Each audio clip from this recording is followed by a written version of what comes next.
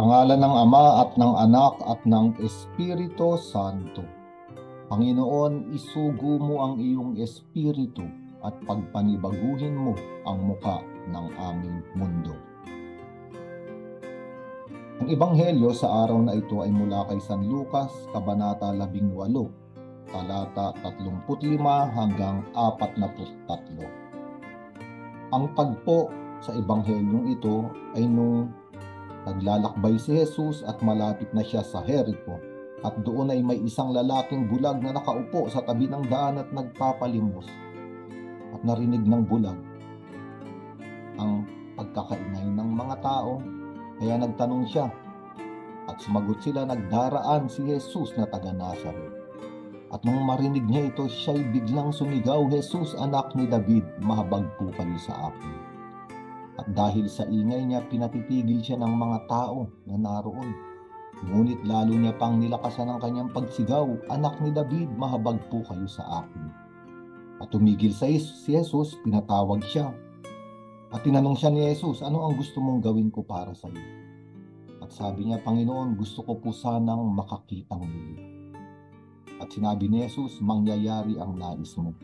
Pinagaling ka ng iyong pananampalataya." At doon din ay nakakita ang bulag. At siya ay sumunod kay Jesus na nagpupuri sa Diyos.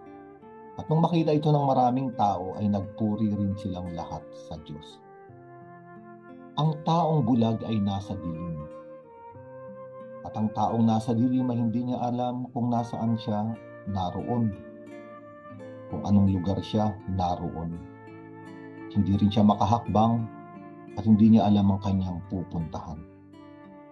Kaya nga siya ay inaakay lamang. Kaya ang taong ito ay inaakay sa isang lugar na hindi niya alam kung saan isinama siya ron para mamalimos. At ito'y maaaring sabihin din natin sa ating buhay. Kapag nawalan tayo ng liwanag at tayo ay nabuhay sa dilim, at alam natin sa kasulatan, ang kadiliman ay sanhi ng paglayo ng tao sa Diyos. Pagkakasala. Magsisimula tayong mamuhay sa dilim, hindi natin mauunawaan kung nasaan tayo. Bakit ba ako nandito sa buhay na ito? Bakit ito ang pamilya ko? Bakit ito ang trabaho ko? At hindi rin natin makikita at mauunawaan ang nangyayari sa ating buhay. Anong hakbang ang tatahakin ko? Ano ang gagawin ko? Higit sa lahat, hindi natin alam ang patutunguhan, saan papunta ang buhay. Anong mangyayari sa akin? Kaya nga, ang taong nasa dilim ay palagiang namamalimos. Namamalimos ng pag-ibig, ng atensyon, nagmamalimos ng pagmamahal. Araw-araw namamalimos ng buhay. Araw-araw namamalimos ng salita. Sabihin mo sa akin kung ano ang dapat kong gawin sa aking buhay. Anong hakbang? Namamalimos ng kasagutan. Saan ako papunta? Saan patungo ang buhay na ito? Sa gitna ng kalagayan ng taong nasa dilim, larawan ng bulag sa Ebanghelyong ito. At kung tayo man ngayon ay nasa dilim at walang makita sa ating buhay, walang maunawaan, tayo ay inaanyayahan ng Diyos na sumigaw, katulad ng sigaw ng bulag na ito. "Jesus, anak ni David, mahabag po kayo sa akin." Totoo, maraming hadlang, papatigilin tayo ng maraming pagdududa, papatigilin tayo ng maraming bagay sa mundo, kung paano pinapatigil ng mga tao itong bulag na ito. Ngunit kung totoong nakikita nating dumadaan si Jesus sa ating buhay, mas lalakasan natin ang panalangin ng ating pagsigaw, "Anak ni David, mahabag po kayo sa akin." At hihinto si Jesus, tatanungin niya tayo, at isa lamang ang sagot natin sa Kanya. Sa araw na ito sabihin natin, "Panginoon, gusto ko po sanang makakitang muli. Panginoon, gusto ko sanang makakita muli ng liwanag sa aking buhay. Gusto ko uling maunawaan ang nangyayari sa aking kasaysayan. Gusto ko uling malaman kung ano ang mga hakbang na gagawin ko sa buhay na ito.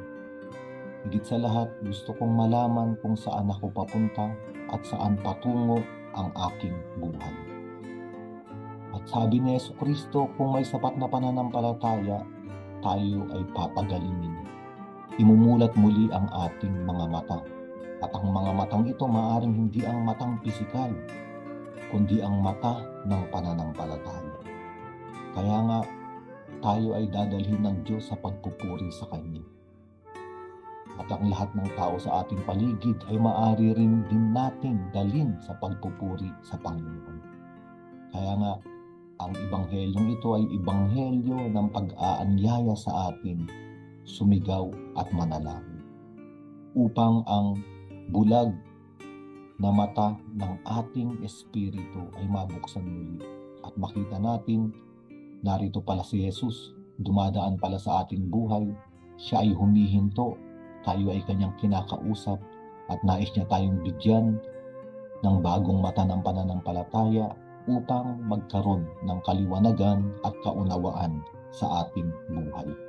Sa ngalan ng Ama at ng Anak at ng Espiritu Santo.